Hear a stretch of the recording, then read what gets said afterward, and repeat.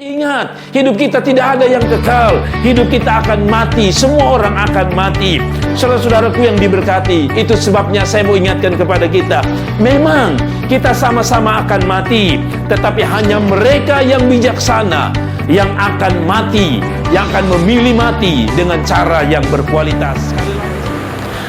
Baik, shalom, selamat malam ibu bapak, saudara yang diberkati Tuhan. Apa kabarnya? Doa saya saudara tetap semangat, saudara tetap mengasihi Tuhan, dan saudara tetap kuat di dalam Tuhan. Nah, ibu bapak sekalian yang diberkati Tuhan, hari ini saya ingin menyampaikan sebuah renungan atau khotbah dengan tema hidup bukan karena hari, tapi hidup karena arti. Saudara, tema kita malam hari ini hidup bukan karena hari, tapi hidup karena arti. Mazmur 90 ayat yang ke-12. Ajarlah kami menghitung hari-hari kami, sedemikian hingga kami beroleh hati yang bijaksana. Sekali lagi, Mazmur 90 ayat 12.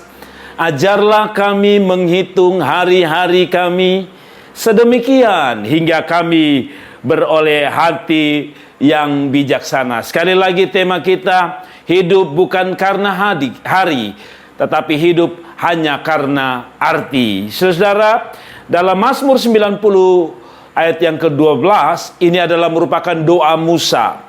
Beberapa orang mengatakan kemungkinan ini ditulis di waktu Musa sudah tua. Dia menyadari bahwa hidup ini bukan karena hari, tapi hidup ini adalah hidup yang harus diberi arti. Ibu bapak sekalian, sekali lagi tadi dikatakan bahwa ajarlah kami menghitung hari-hari kami, sehingga kami beroleh hati yang bijaksana. Dalam Alkitab bahasa Indonesia sehari-hari, saya suka dia begini. Sadarkanlah kami akan singkatnya hidup ini, supaya kami menjadi orang yang berbudi. Sekali lagi bahasa Indonesia sehari-hari menerjemahkan, sadarkanlah kami akan singkatnya hidup ini, supaya kami menjadi orang yang berbudi. Saudara-saudaraku yang diberkati Tuhan, bila kita kembali pada Mazmur 90 ayat 12, dikatakan ajarlah kami menghitung hari, saudara-saudara, supaya kami beroleh hati yang bijaksana. Saudara-saudaraku yang diberkati Tuhan, apa yang dimaksudkan dengan waktu? Ajarlah kami menghitung hari-hari kami. Hari-hari itu bicara tentang time, waktu. Saudara-saudaraku, dalam budaya Yunani, saya minta maaf saya sedikit menjelaskan budaya Yunani, walaupun ini catatannya adalah perjanjian lama. Saudara-saudara harus tahu bahwa dalam budaya Yunani, waktu itu dibagi menjadi dua. Waktu yang disebut dengan, satu yang disebut Kronos, dan yang satu disebut Kairos. Saudara-saudara, ada dua waktu yang pada waktu Musa meminta doanya kepada Tuhan, ajar kami menghitung hari-hari, itu sedang bicara menurut saya dari dua waktu ini. Waktu hidup manusia itu terdiri dari dua. Satu disebut Kronos. Kronos adalah waktu biasa. Waktu biasa itu adalah waktu yang kita punya hari-hari ini. Misalnya, menit kepada menit, jam kepada jam, minggu kepada minggu, hari kepada hari, bulan kepada bulan, dan tahun kepada tahun. Itu adalah kronos. Makanya muncul kata kronologis. Saudara-saudara, kalau saudara melihat kronologis, itu artinya urutan peristiwa. Jadi saudara-saudara, waktu itu, waktu Musa mengatakan ajarlah kami menghitung hari, atau waktu, apa yang disebut dengan Musa, apakah hanya sekedar kronos, ataukah yang disebut yang kedua, waktu itu disebut sebagai kairos. Apa itu kairos?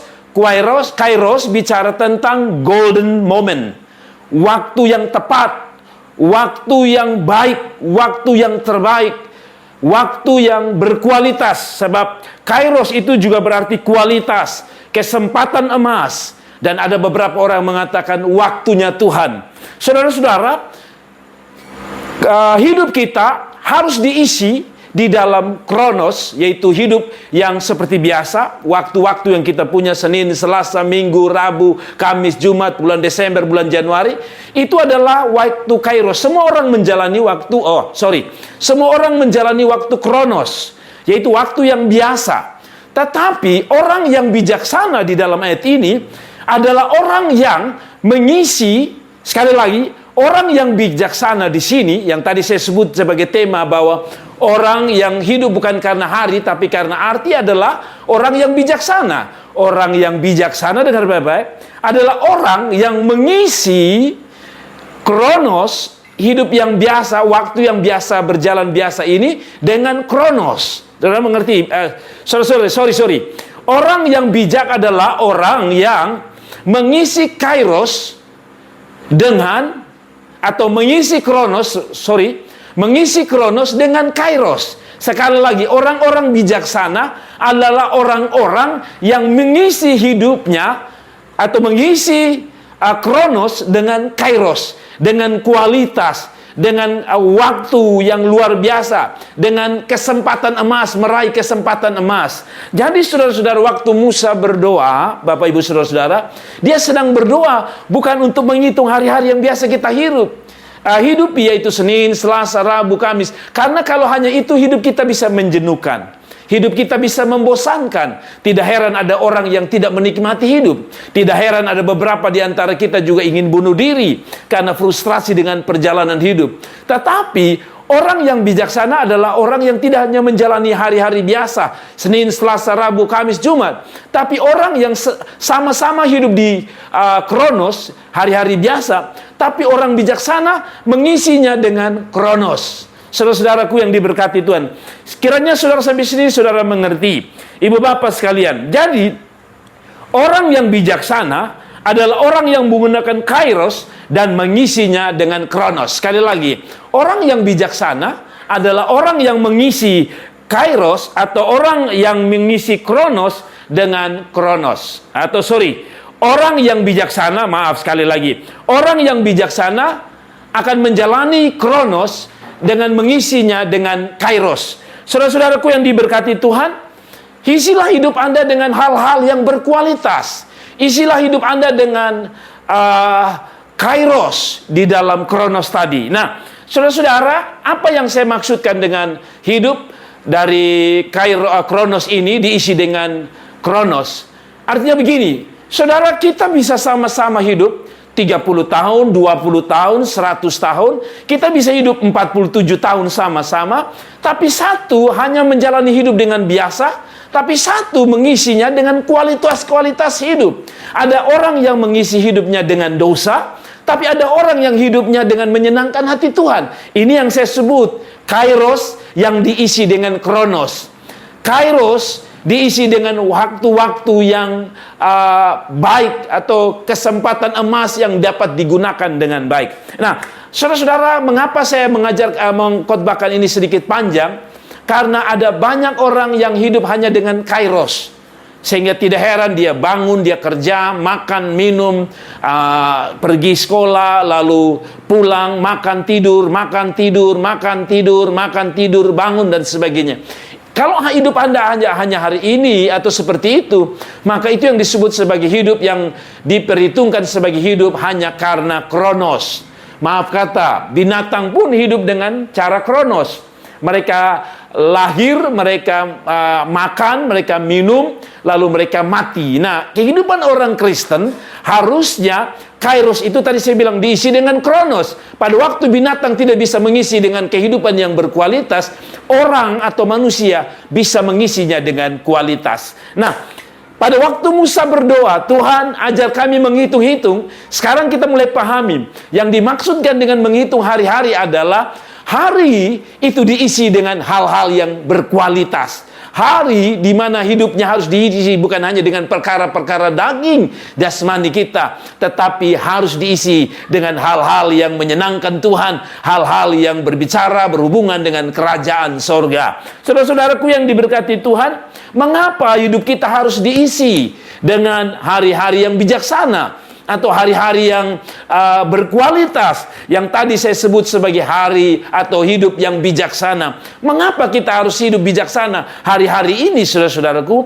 Mengapa hidup kita tidak berjalan hanya karena hari, tapi karena arti? Pertama, saudara-saudara, Mengapa kita harus hidup lebih baik, lebih berkualitas, hidup lebih menyenangkan hati Tuhan, hidup harus lebih berguna, hidup harus lebih berfungsi bagi banyak orang, terlebih bagi kerajaan surga. Karena yang pertama, karena kita semakin dekat dengan hari tua. Saudara-saudara, mengapa kita harus hidup bijaksana? Hidup harus diisi dengan hal-hal yang berkualitas. Karena pertama, karena kita semakin dekat dengan hari tua kita. Kalau saudara mundur ke ayat 10 dari Mazmur 90, dia katakan begini, masa hidup kami 70 tahun, dan jika kami kuat 80 tahun, dan kebanggaannya adalah kesukaran dan penderitaan, sebab berlalunya buru-buru, dan kami melayang lenyap. Saudara-saudara, Mazmur dimulai dengan ayat yang ke-10, dia berkata, manusia itu hanya hidup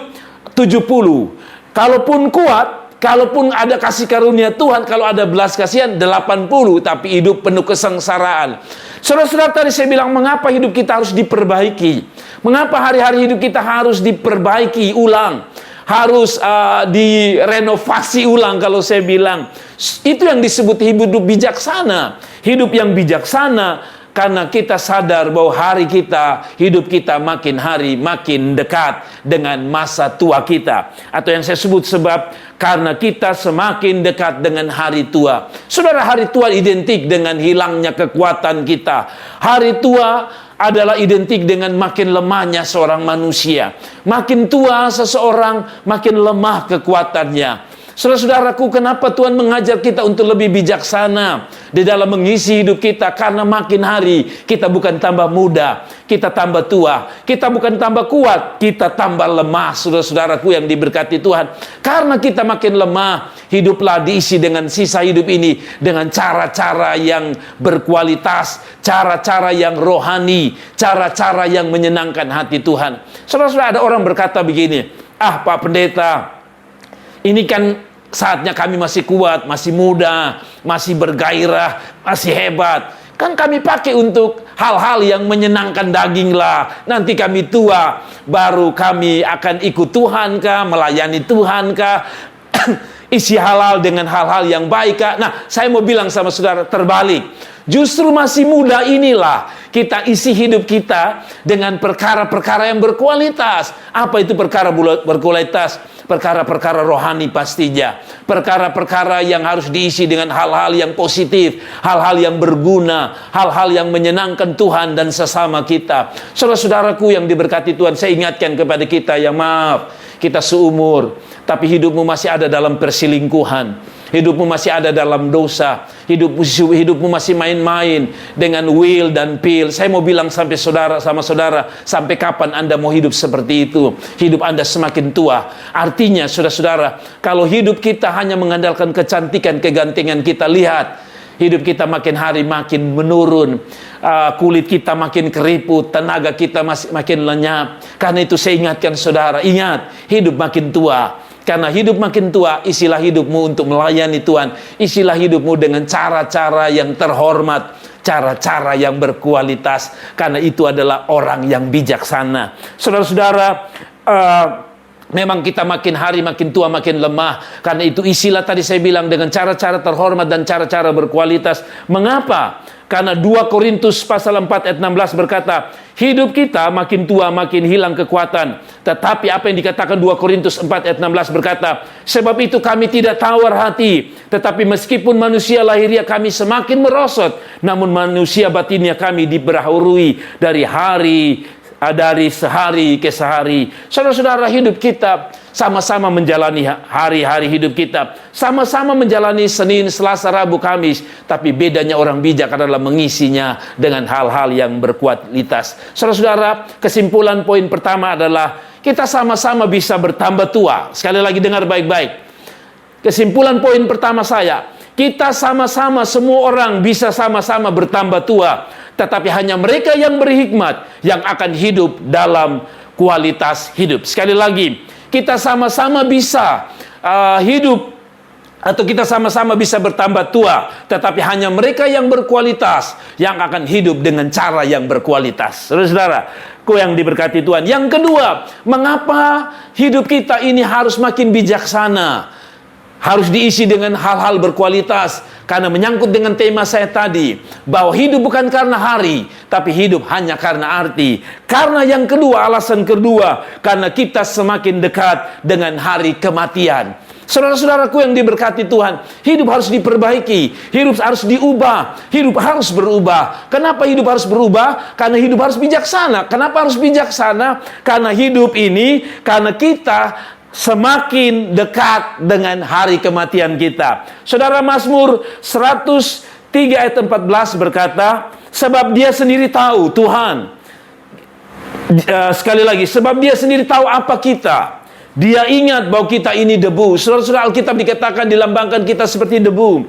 Ayat 15 dan 16 berkata, adapun manusia hari-harinya seperti rumput, seperti bunga di padang, demikianlah ia berbunga. Hebat. Tetapi ayat 16, apabila angin melintasinya, maka tidak akan ada lagi ia, dan tempatnya juga tidak mengenalnya lagi. Sekali lagi ayat 16, apabila angin melintasinya, maka tidak ada lagi ia, dan tempatnya tidak mengenalnya lagi. Ini bicara tentang hidup kita. Hidup kita bagaikan bunga rumput, yang sering dikatakan oleh para pendeta, yang mengatakan hidup kita bagaikan rumput, yang pagi cerah karena ditetesi dengan embun, namun siang hari kering, kuning, dan lenyap. Saudara-saudara, hidup kita makin hari digambarkan seperti rumput yang ditiup angin, dan dia akan pergi, dan jejaknya pun tidak ada. Saudaraku yang diberkati Tuhan, mengapa hidup kita harus diperbaiki? Mengapa hidup kita harus lebih baik? Mengapa hidup kita harus diisi dengan hal-hal yang lebih positif, yang lebih terhormat, yang lebih mulia, yang lebih manusiawi? Karena yang kedua, karena hidup kita makin dekat dengan kematian. Saudara-saudaraku yang diberkati Tuhan, ingat, hidup kita tidak ada yang kekal. Hidup kita akan mati. Semua orang akan mati. Saudara-saudaraku yang diberkati, itu sebabnya saya mau ingatkan kepada kita, memang kita sama-sama akan mati, tetapi hanya mereka yang bijaksana yang akan mati, yang akan memilih mati dengan cara yang berkualitas. Sekali lagi saya ingatkan saudara, mengapa hidup kita harus diisi dengan hal-hal berkualitas yang saya sebut sebagai hidup bijaksana? Karena kita semua akan mati. Kita segera akan mati, entah karena kecelakaan, entah karena penyakit, entah karena sebuah peristiwa, kecelakaan atau apapun itu, sama-sama akan mati. Tapi saya bilang bahwa orang yang bijaksana akan memilih mati dengan cara yang berkualitas. Sekali lagi, orang yang bijaksana sama-sama akan mati dengan orang-orang yang tidak bijaksana hidupnya. Tetapi orang yang bijaksana akan memilih cara yang mati dengan cara yang berkualitas. Seperti kata Paulus dalam Filipi 1 ayat yang ke-21 dikatakan, bagiku hidup adalah Kristus dan mati adalah keuntungan. Saudara-saudara, hidup sama-sama hidup dan sama-sama akan mati. Semua orang akan mati, tapi mereka yang berbijaksana adalah mereka yang akan mati dengan cara yang berkualitas, yaitu hidup bagi Kristus dan mati adalah keuntungan. Itulah kualitas hidup. Kualitas hidup bukan sekedar saudara dapat pangkat, kedudukan, nama besar, uang, dan sebagainya. Itu hanya bagian kecil dari sebuah kualitas. Tapi kualitasnya sesungguhnya adalah ketika hidupmu dipersiapkan sebelum engkau mati, yaitu hidup di dalam kebenaran dan bukan hidup di dalam dosa. Sekali lagi, orang yang bijaksana akan memilih mati pun dengan cara yang berkualitas. Yang terakhir, mengapa hidup ini bukan karena hari, tapi hidup ini karena arti. Tapi itu yang saya sebut sebagai hidup bijaksana. Mengapa makin hari kita harus makin bijaksana, makin hidup terhormat, makin hidup lebih baik, makin hidup lebih diubahkan, makin berubah, makin menyenangkan Tuhan? Karena yang terakhir, karena kita semakin dekat dengan hari Tuhan. Saudara-saudara, hidupmu harus diperbaiki. Hidup kita tidak bisa kacau terus. Hidup kita tidak bisa hancur dan berantakan terus. Hidup kita tidak bisa hanya karena untuk dosa saja. Hidup kita bukan hanya untuk menyenangkan menyenangkan daging saja. Hidup kita bukan hanya berfoya-foya dan senang dengan dunia ini. Hidup kita harus berubah. Kenapa harus berubah? Karena kita semakin hari semakin dekat dengan hari kematian kita. Hidup bukan hanya semakin tua, tapi hidup akan mendekati dengan kematian. Dan yang paling penting, hidupmu harus bertobat. Hidupmu harus berubah. Kenapa? Karena hidup kita semakin dekat dengan hari Tuhan. Saya baca 2 Petrus pasal yang ketiga ayat 10 sampai ayat yang ke-12. Tetapi hari Tuhan akan tiba seperti pencuri. Pada hari itu langit akan lenyap dengan gemuruh yang dahsyat, dan unsur-unsur dunia akan hangus dalam nyala api, dan bumi dan segala yang ada di atasnya akan hilang lenyap. Ayat yang ke-11 dari 2 Petrus 3 ini. Jadi segala sesuatu ini akan hancur. Dengar baik-baik. Secara demikian, betapa suci dan salehnya kamu harus hidup. Saudara, betapa suci dan salehnya bicara tentang kualitas hidup, saudara-saudara.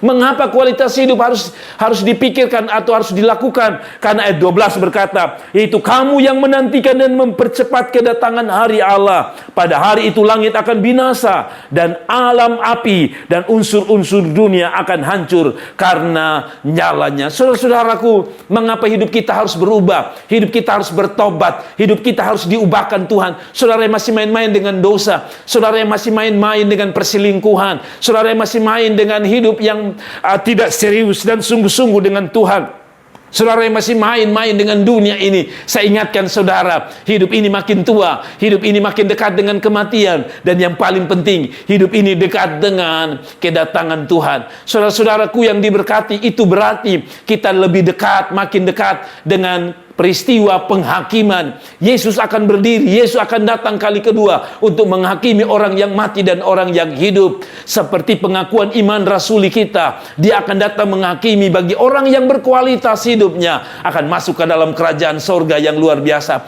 Bagi saudara yang tidak menyiapkan diri dengan baik, masih main-main dengan dosa, saudara-saudaraku yang diberkati, kasihan, saudara akan memasuki sebuah hidup yang penuh kesialan, hidup yang penuh dengan bencana di neraka jahanam itu. Karena itu sekali lagi saudara-saudaraku yang diberkati Tuhan, ubahlah hidupmu hari-hari ini. Selama Tuhan masih kasih kekuatan, layanilah Tuhan. Selama Tuhan masih kasih umur panjang, layanilah Tuhan. Selama Tuhan kasih umur panjang, aturlah hidup ini, tatalah hidupmu dengan lebih rapi, lebih baik, lebih menyenangkan Tuhan. Kenapa? Karena Tuhan akan segera datang. Saudara-saudaraku yang diberkati Tuhan, seperti saya bilang tadi, kesimpulan dari poin ketiga sama dengan poin 1 dan 2. Sama-sama akan menyambut kedatangan Tuhan. Orang fasik juga akan berjumpa dengan Tuhan waktu Tuhan datang kali kedua. Orang benar pun akan berjumpa dengan Tuhan. Tapi saudara-saudara, namun yang berbeda adalah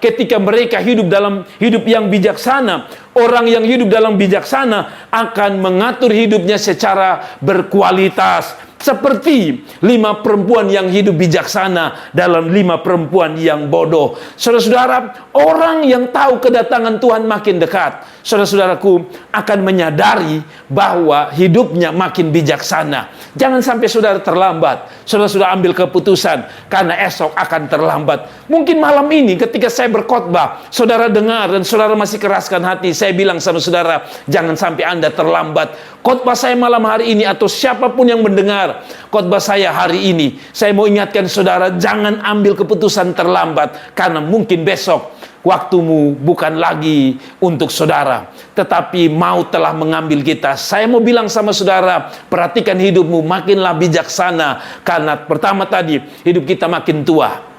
Yang kedua, hidup kita mendekati dengan kematian. Dan yang terakhir, yang paling mengerikan, hidup kita makin dekat dengan kedatangan Tuhan. Kiranya renungan malam hari ini memberkati kita untuk kita lebih hidup, lebih bijaksana. Sekali lagi, Tuhan Yesus memberkati. Immanuel, Tuhan beserta kita. Haleluya. Terima kasih telah menonton video ini. Dan jangan lupa klik like dan klik subscribe dan klik lonceng untuk mendapatkan notifikasi.